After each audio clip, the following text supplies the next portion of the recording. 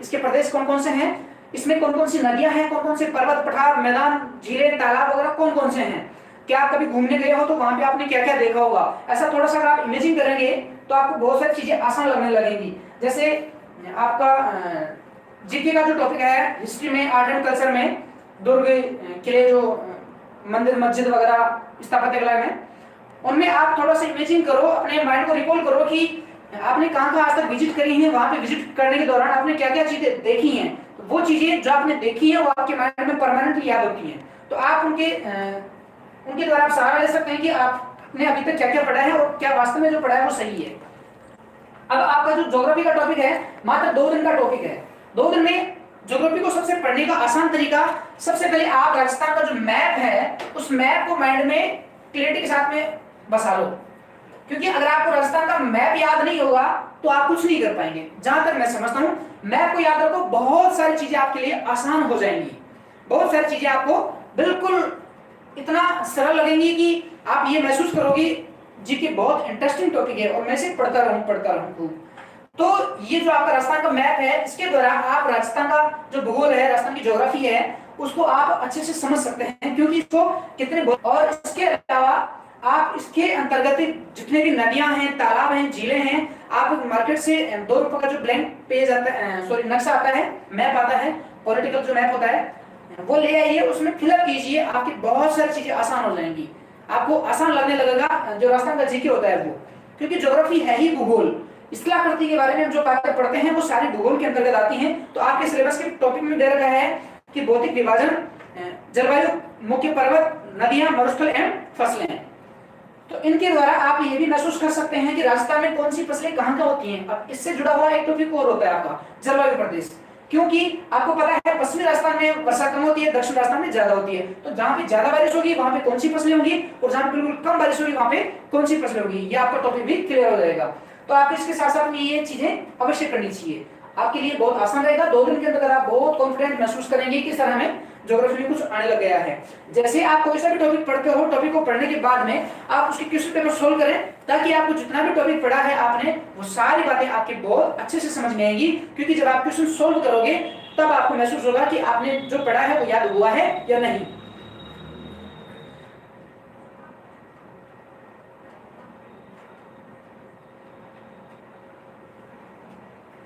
और किसी के अगर क्वेश्चंस हैं तो प्लीज कमेंट बॉक्स में करें। सर ऑब्जेक्टिव क्वेश्चन कैसे करते हैं बेटा? ऑब्जेक्टिव के लिए देखो आपके सामने 4 ऑप्शन होते हैं। ये तो डेफिनेटली है कि उत्तर उन 4 में से एक होगा। ऐसा नहीं है कि आपको अपने माइंड से कुछ उसमें लिखना पड़ेगा। जहां पर ऑप्शंस की बात आती है, प्रश्न आपके सामने होता है, उत्तर भी आपके सामने होता है। सवाल ये है कि उसमें ढूंढना आपको है कि कौन सा सही है। 4 ऑप्शन होंगे। कई क्वेश्चन ऐसे होते हैं जिनमें 4 में से 2 तो ऐसे लगते हैं कि इनमें तो आंसर नहीं होगा। जो 2 बचते हैं वो जो कंफ्यूजन की स्थिति पैदा करते हैं सिलेक्शन में, उन्हीं प्रश्नों का बहुत बड़ा योगदान होता है। क्योंकि वे जो प्रश्न जो बच्चे सही करेंगे उनका सिलेक्शन होने की संभावनाएं ज्यादा होती हैं। तो आप उन प्रश्नों को हल करने के लिए जितने भी फैक्ट्स होते हैं, जितने भी आंकड़े होते हैं, डेटा होते हैं, जो फैक्ट होते हैं, उनको लिख कर याद कर सकते हैं। कोई भी रफ चार्ट में टेबल बना सकते हैं, टेबल की मार्फत आप उनको डेली रिवाइज कर सकते हैं, ताकि आपको ये चीजें आसान लगने लगेंगी। जैसे आप कोई टॉपिक पढ़ते हो तो पढ़ने के बाद में उसका डिस्कस करो। अगर आप ग्रुप में रहते हैं, कहीं हॉस्टल में रहते हैं, रूम लेके रहते हैं, या अपने घर परिवार में 2-3 साथी लोग अगर आप और भी तैयारी कर रहे होते हैं, तो उसमें आप ग्रुप डिस्कस करो। ताकि ग्रुप डिस्कस करने से बहुत सारे क्वेश्चंस ऐसे होते हैं जो हमने सुना नहीं होता है, लेकिन दूसरों के मुख से सुनने से हमें वो याद हो जाते हैं। कई बार ऐसा होता है कि हमारा जो क्वेश्चन माइंड में गलत होता है वो किसी और का सुनने के बाद सही हो सकता है। तो आप इसके लिए ग्रुप डिस्कस कर सकते हो, ज्यादा बेहतर होगा। फिर आता है आपके सभ्यताएं। सभ्यताएं आपके राजस्थान में 2 ही हैं सिलेबस में। आपके जीके के सिलेबस में मात्र 2 सिलेबस हैं, कालीगंगा और पहाड़। 1 दिन का टॉपिक है, मुश्किल से मैं तो ये मानता हूं आधा दिन का ही है। इस सभ्यता के मुश्किल से 4 या 5 पेज होंगे। 4-5 पेज में से आप जितने भी क्वेश्चन बनते हैं उनको सोल्व करिए। और इसके अलावा सभ्यता के अलावा जो भी आपके साहित्यकार हैं, एक प्रमुख इतिहासकार हैं, और इसके अलावा संगीतकार हैं, लोक कलाकार, गायक कलाकार, खेल खिलाड़ी आदि जो भी हैं, उनके लिए आप 1 दिन का समय दे सकते हो। 1 दिन के अंतर्गत आपका ये टॉपिक पूरा कंप्लीट हो जाना चाहिए। सिलेबस के इसके अंतर्गत मैं सभ्यताओं के बारे में कुछ कहना चाहूंगा कि जो भी आपकी प्रीवियस एग्जाम्स हुई हैं उनमें आप देख सकते हैं कि सभ्यता के अंदर कैसा क्वेश्चन पुट अप होता है। अभी हाल ही में थोड़े दिनों में आरपीएससी के द्वारा एक पेपर लिया गया था सुपरिटेंडेंट का। आप उसके पेपर में भी लगभग 50 क्वेश्चन आए थे जीके के। उसमें तो खैर काफी सिलेबस था, पॉलिटी, इकोनॉमिक्स वगैरह, इकोनॉमिक्स सर्वे भी था। तो उसके आप जीके के टॉपिक देख सकते हो, उसमें सभ्यता से संबंधित कैसे क्वेश्चन आते हैं, कला संस्कृति के संबंधित कैसे क्वेश्चन आते हैं, उनमें भी आपको बहुत ही सहारा मिलेगा, आपको लेवल जानने का अवसर मिलेगा कि क्वेश्चन कैसे आता है। कई बार क्या होता है, टॉपिक आप पढ़ लेते हो पूरा, लेकिन उस टॉपिक के इर्द गिर्द जितने भी सवाल बनते हैं उनको आप समझ नहीं पाते हो। तो आप अगर टॉपिक की गहरी स्टडी कर चुके हैं तो इसके आसपास के जितने भी क्वेश्चन होते हैं वो भी आपको आसानी से सॉल्व हो सकते हैं। इसके अलावा बात करते हैं आर्ट एंड कल्चर की। इसके अलावा जैसे पहले करें राजवंश की, प्रमुख राजवंश जो है, व्यक्तित्व जिसकी बात करें बहुत कम है, लिमिट है। इसमें आपको प्रत्येक राजस्थान के प्रत्येक राजवंश के बारे में नहीं पढ़ना है। जो आपके सिलेबस में टॉपिक दे रखा है, जैसे महाराणा कुंभा है, सांगा है, प्रताप है, राव जोधा है, जो भी है ये सिर्फ उनके बारे में पढ़ें और उनके शासनकाल के बारे में पढ़ें कि उनके शासनकाल के दौरान क्या क्या गतिविधियां हुई थी, उनसे संबंधित प्रश्न ज्यादा पूछा जाता है। इन्होंने कौन कौन से युद्ध लड़े हैं, युद्ध का परिणाम क्या हुआ, युद्ध कब लड़ा गया, ये चीजें बहुत ही मायने रखती हैं। तो उनके बारे में आप विशेषताएं पढ़ें। इसके अलावा फिर आता है आर्ट एंड कल्चर, कला संस्कृति। कला संस्कृति में बहुत सारे टॉपिक होते हैं, बहुत सारे टॉपिक। यहाँ पे आके बच्चों का माथा खराब हो जाता है कि सर हम क्या क्या पढ़ें, क्या क्या छोड़ें, क्या नहीं करें, क्योंकि इसमें जैसे टॉपिक होता है। इसके अलावा आपकी क्रांति भी है, 1857 की क्रांति, बहुत अच्छा टॉपिक है, उसमें से डेफिनेटली क्वेश्चन आएगा, बिल्कुल सीमित टॉपिक है उसका, तो उसमें से आप अच्छे मार्क्स अटेंड कर सकते हो। विभिन्न राजस्थान बोलियां हैं जैसे कृषि, पशुपालन और व्यावसायिक शब्दावली, लोक, देवी देवता। इसके अलावा संत संप्रदाय, लोक पर्व, त्योहार, मेले, पशु मेले। पशु मेले में एक प्रश्न जरूर आएगा। पशु मेले में, राजस्थान में जितने भी पशु मेले का आयोजन होता है उनमें से एक प्रश्न अवश्य आएगा, उसको आप अच्छे से पढ़ सकते हैं। इसके अलावा लोक कथा, लोक नाट्य, लोक नृत्य, ये चीजें हैं बहुत ही अच्छे, कठपुतली वगैरह। जनजातियां, स्त्री पुरुष, आभूषण, वस्त्र, चित्रकला, हस्तशिल्प कला जो है, ये बहुत छोटे छोटे टॉपिक हैं लेकिन बहुत ही महत्वपूर्ण हैं। इनमें से हर एग्जाम में प्रश्न आते हैं। स्थापत्य कला के अंदर देखें दुर्ग, तो जैसे आप राजवंश पढ़ोगे तो राजवंश में भी दुर्ग और जो मंदिर, मस्जिद और उनकी शासनकाल के दौरान जो जो एक्टिविटीज, गतिविधियां हुई हैं उनके बारे में आप अध्ययन कर सकते हो। उनसे भी रिलेटेड काफी क्वेश्चन होते हैं। संस्कार है, रीति रिवाज है, धार्मिक, ऐतिहासिक और पर्यटन स्थल, ये चीजें आपके जीके के टॉपिक में दे रखा है। तो मैं ये समझता हूँ जीके का टॉपिक मात्र 10 दिन का है, मात्र 10 दिन। आप 10 दिन के अंदर जीके का पूरा सिलेबस रिवाइज कर सकते हो। जितने टॉपिक आपने पढ़ रखे हैं, ज्योग्राफी में, history and art and culture में, सभ्यता में, राजवंश हैं, प्रमुख व्यक्तित्व हैं, इन सभी के 10 दिन के अंदर अंदर आप पूरे प्रश्नों को पहले एक बार मोटे मोटे तौर पर टॉपिक्स पढ़ें। टॉपिक को पढ़ने के बाद में उसके क्वेश्चन पेपर सोल्व करें। फिर आप खुद का आकलन करें कि मुझे कितना आता है, कितना नहीं आता है, कौन कौन से टॉपिक में आपको समस्या आ रही है, उनको नोट करें और उनको दोबारा से देखें। जिस टॉपिक के प्रश्न आपको सॉल्व नहीं हो पाते हैं उनके आप प्रश्न दोबारा से देखें, ताकि आपको बहुत सारी सुविधा मिलेगी इसके लिए। फिर आप बात करते हैं, जैसे 15 दिन एग्रीकल्चर का हुआ, 10 दिन जीके का हुआ। अब आता है हिंदी। हिंदी अगर हम और कंपटीशन की बात करें तो आपके तो कुछ भी नहीं है। हिंदी इसके 15 क्वेश्चन आएंगे आपके। 15 क्वेश्चन बहुत इंपोर्टेंट होते हैं, बहुत इंपोर्टेंट, क्योंकि जीके में जरूर आप ज्यादा पढ़ना पड़ता है और क्वेश्चन 25 होते हैं। हिंदी में ज्यादा पढ़ना नहीं पड़ता है और 15 क्वेश्चन सॉल्व हो जाते हैं। सब्जेक्ट अपने आप में मायने रखता ही है, लेकिन मैं ये मानता हूँ हिंदी के 15 क्वेश्चन आपके सही होने चाहिए अगर आप सिलेक्शन पाना चाहते हो तो। क्यों? क्योंकि अगर आपके ये 15 क्वेश्चन सॉल्व होंगे, सही होंगे, तो आपको बहुत बेनिफिट मिलेगा मेरिट में आने के लिए, रैंक लाने के लिए। ये 15 क्वेश्चन बहुत मायने रखेगा, क्योंकि अगर ये 15 क्वेश्चन आपके गलत होते हैं तो आप बहुत नीचे जा सकते हैं। और ये हिंदी इतनी आसान है, इतना टफ भी नहीं है। सिर्फ जहां तक मेरी समझ है मात्र 2 या 3 टॉपिक्स में से आपको दिक्कत हो सकती है। एक तो संधि, संधि एंड समास, ये 2 बिंदु ऐसे हैं जिनको समझने की आवश्यकता पड़ती है। दो पॉइंट ऐसे हो जिनको समझने की आवश्यकता होती है। तो मैं ये मानता हूं आप 2 दिन के अंदर 2 डेज का टाइम दो इसके लिए, और आप 2 दिन में इन टॉपिक्स को क्लियर कर सकते हो, आसानी से कर सकते हो। क्योंकि आपने स्वर संधि, व्यंजन संधि और विसर्ग संधि पढ़ी है, काफी दिनों तक पढ़ी है, लेकिन उसके क्वेश्चन सोल्व नहीं करे हैं।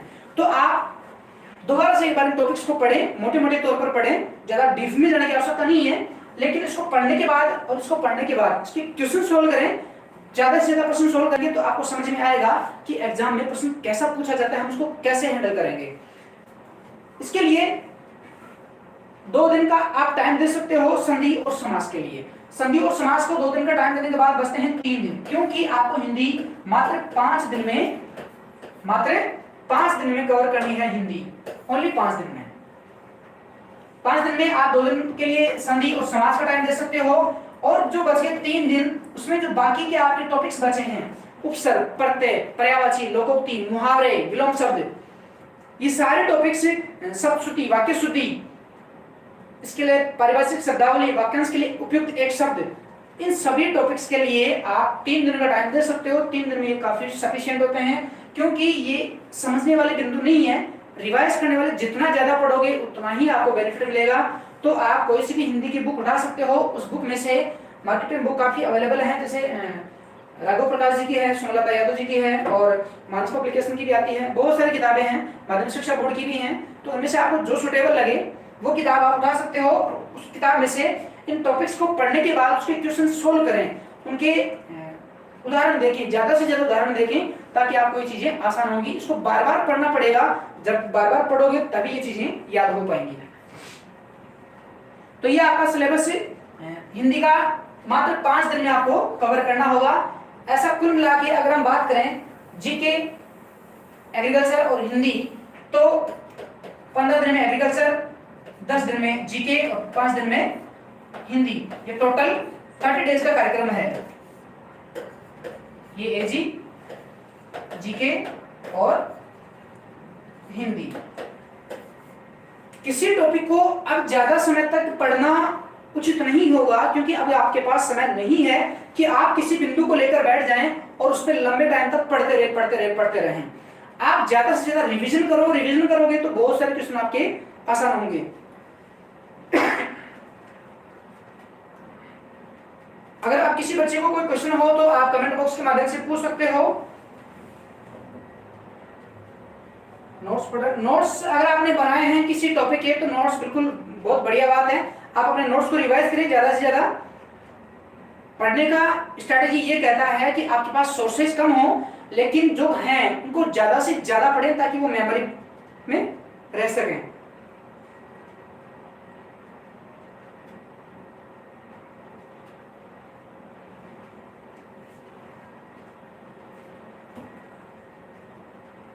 अन्य राज्य वालों के एग्जाम सेंटर कहाँ रहेगा? बेटा एग्जाम सेंटर राजस्थान से बाहर नहीं जाएगा, मेरे ख्याल से राजस्थान में ही रहेगा।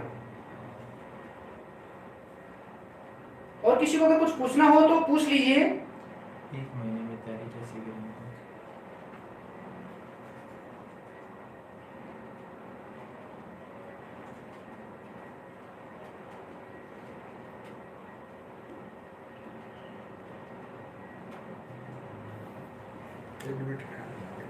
क्वेश्चन सॉल्व कहाँ से करें? मार्केट में बेटा जो प्रैक्टिस पेपर हैं बहुत सारे मिलते हैं, आप किसी का भी प्रैक्टिस पेपर ले सकते हो, प्रैक्टिस पेपर को सॉल्व करो, और जो आपकी गाइड होती है उनमें से आप देखो, या फिर प्रीवियस पेपर्स में देखो कि कौन कौन से प्रश्न आए हुए हैं, उनको तो जरूर पढ़ना है, क्योंकि कई बार क्या होता है 5-10% क्वेश्चन रिपीट हो जाते हैं, तो उनके लिए भी आपके लिए सही रहेगा ये।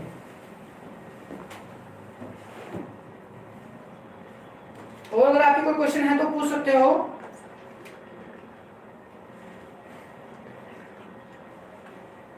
कल्चर का मैटर कैसे तैयार करें? कुछ बच्चे पूछ रहे हैं कि सर कल्चर का मैटर कैसे तैयार करें? कल्चर बहुत इंटरेस्टिंग टॉपिक है, क्योंकि इसके बारे में आप जब पढ़ोगे तो आपको पता चलता है कि कौन कौन से क्षेत्र में कहाँ कहाँ कैसे कैसे एक्टिविटीज होती हैं, तो आप उनमें रुचि लेके पढ़ें। सोचो कि आपकी ड्यूटी, मतलब आई मीन जब आपका सिलेक्शन हो जाएगा, सुपरवाइजर बन जाओगे, तो आपकी ड्यूटी राजस्थान में अलग अलग क्षेत्रों में लगेगी। तो आप जब ड्यूटी करोगे, जैसे मान लो कि पश्चिमी राजस्थान में आपकी ड्यूटी लग गई, तो पश्चिमी राजस्थान के लोग कैसे होंगे, वहाँ की वेशभूषा कैसी है, खान पान, रहन सहन, ये सब कैसा होगा, या वहाँ के लोग कैसे आभूषण पहनते होंगे, वहाँ की भाषा आपको थोड़ी अटपटी लगेगी, तो आप उसको कंफर्ट कैसे फील कर पाएंगे। आप किसी जनजाति क्षेत्र से अगर बिलोंग करते हैं तो आदिवासी एरिया में आपकी अगर ड्यूटी रहती है तो वहां पर आप कैसे अनुभव करेंगे। तो ये चीजें आपको अभी से पढ़ने को मिल रही है, तो बहुत अच्छा इंटरेस्टिंग टॉपिक है ये, आपको पढ़ना चाहिए, बार बार पढ़ना चाहिए।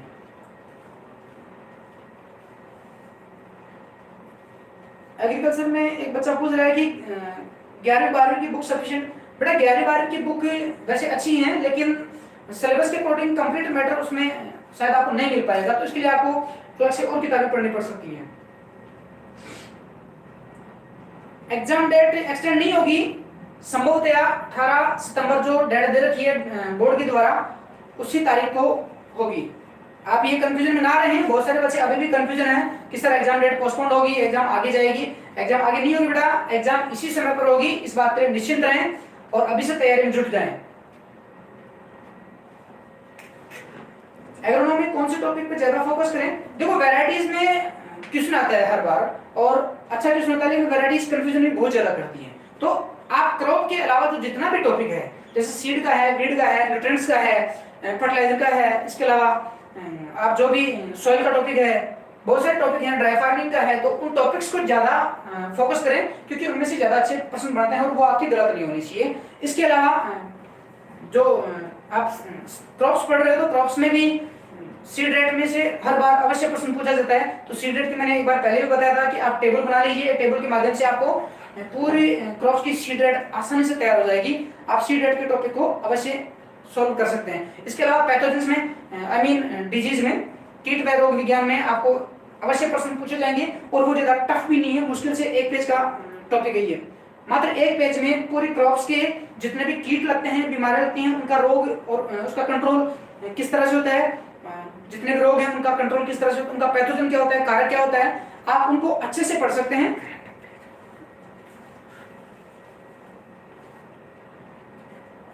सर जो प्रश्न नहीं है उनको छोड़ना या डिस्क्लेम। जब आप प्रैक्टिस पेपर सोल्व करोगे तो जो प्रश्न आपको नहीं आ रहे हैं, तो आपको पहली बात तो वैसे ही याद हो जाएंगे जब आप उनको पढ़ोगे कि मेरे को ये प्रश्न नहीं आ रहा, तो आपको याद हो गया, समझ लेना।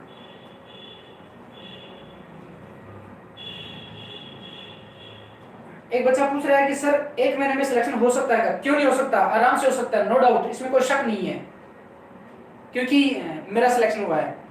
जब मैं 2015 वाली भर्ती में था तो मेरा 6 दिन की तैयारी में सिलेक्शन हुआ है।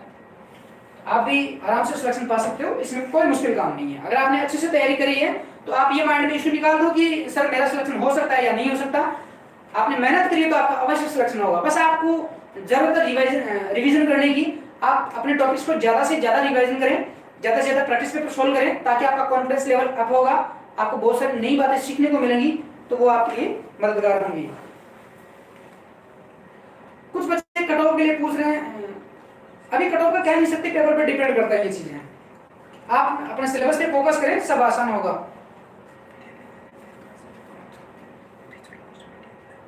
और भी कोई बच्चे पूछ रहे हैं तो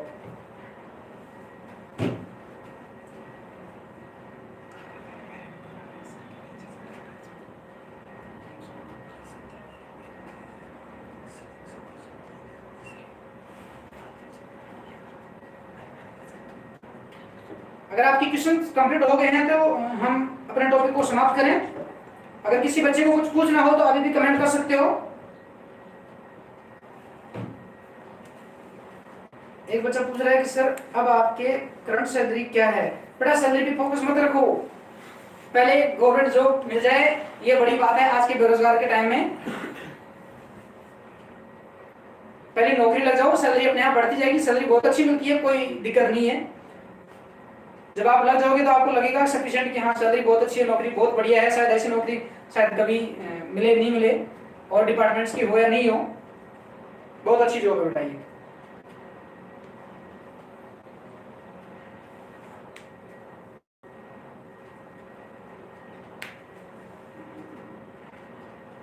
करंट में किस बेटा, करंट के लिए मेरे ख्याल से स्पोर्ट्स में से आएगा क्वेश्चन, ज्यादा कुछ आएगा नहीं। और फिर भी अगर आप करंट पढ़ना चाहते हो तो मोमल ले सकते हो, जो द्विमासिक पत्रिका आती है, वो काफी है आपके लिए, बल्कि ज्यादा कुछ खास नहीं होगा उसमें।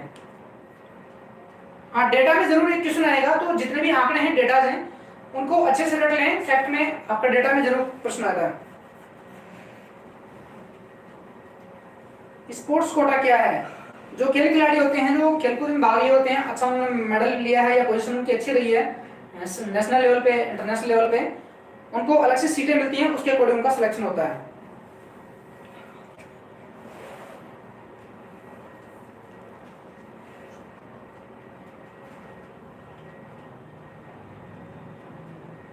सर पढ़ा नहीं जा रहा, क्या करें? सीसराम जी कह रहे हैं, क्या है श्री राम यादव, पढ़ा नहीं जा रहा क्या करें? अपने माइंड को, अपने मस्तिष्क को स्थिर रखें, सब आसान होगा, अपने आप पढ़ने लग जाओगे।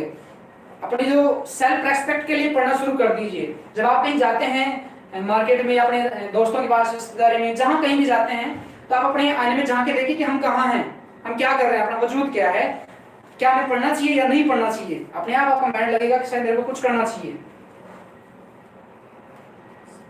सीट भी दी पूछ रहे हैं, हमको बोलो कि अलग से वीडियो बनाइए, ओबीसी की सीटें पूछ रहे हैं उनके। बेटा सीट के लिए पूछ रहे हो तो आप वैसे नोटिफिकेशन में देख सकते हो कौन सी कैटेगरी में कितनी कितनी सीट हैं। और रही बात फॉर्म अप्लाई की, कौन सी कैटेगरी में कितने फॉर्म्स अप्लाई हुए हैं, तो उसके लिए यूट्यूब पर अलग से वीडियो बनाया हुआ है, वो आप देख सकते हैं। तो चलिए ठीक है, आज के लिए इतना ही काफी है। इधर नीचे मेरा मोबाइल में कमेंट। और किसी के कोई क्वेश्चंस हो तो सर कोई ऑब्जेक्टिव बुक बताएं सिलेबस के अकॉर्डिंग। वैसे एग्रीकल्चर की तो नेमरा सुंडा जी ने बुक निकाली है टेस्ट सीरीज के लिए, क्वेश्चन पेपर की, ठीक है। और इसके अलावा भी मार्केट में बहुत सारी बुक्स मिलती हैं, जो आपको अच्छी लगे वो आप ले सकते हो, जिसकी भाषा सरल हो, आपको समझने में आसानी हो, वो आप यूज कर सकते हैं। एग्रीकल्चर की बेस्ट बुक कौन सी है?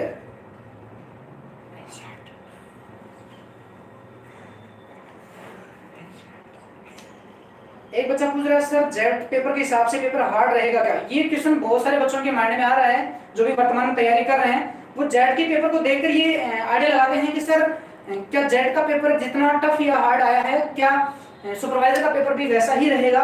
बेटा जहां तक मैं समझता हूँ जेट का पेपर एक एंट्रेंस टेस्ट है, एक यूनिवर्सिटी में एडमिशन लेने की प्रक्रिया है वो, और यह एक आप जॉब लगोगे, इसका लेवल आपका 20 स्टैंडर्ड तो है। इसमें आज के प्रीवियस पेपर देखें तो उसके अकॉर्डिंग इतना टफ नहीं आएगा, जो आपका लेवल है उस लेवल के अकॉर्डिंग ही आएगा।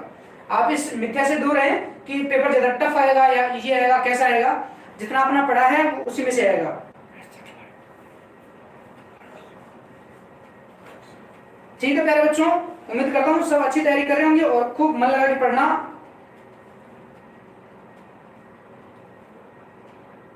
एक बच्चा कह रहा है कि सर लाइब्रेरी में पढ़ा नहीं जा रहा। लाइब्रेरी में किताबें फोकस रखो, कहीं और ध्यान मत लगाओ, तभी पढ़ाई होगी।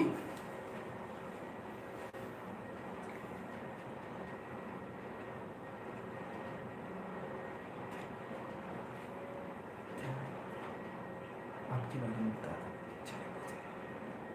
ठीक है बेटा, आज के लिए इतना ही काफी, और मेरी तरफ से सभी को बेस्ट ऑफ लक। उम्मीद करता हूँ सब बहुत बेहतरीन तैयारी कर रहे होंगे और आगे ऐसे पढ़ते रहें। ज्यादा तनाव लेने की आवश्यकता नहीं है, बिल्कुल फ्री माइंड से पढ़ें और पेपर बहुत अच्छा होगा आपको, क्योंकि इस बार वैकेंसी खूब है।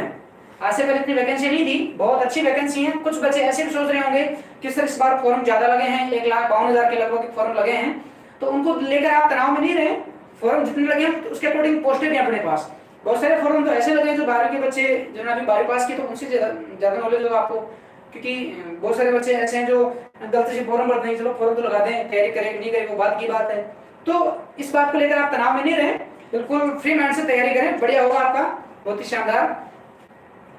तो ठीक है, सभी को मेरी तरफ से ढेर सारी शुभकामनाएं। कल स्वतंत्रता दिवस है, उसके लिए और मेहनत करें। ठीक।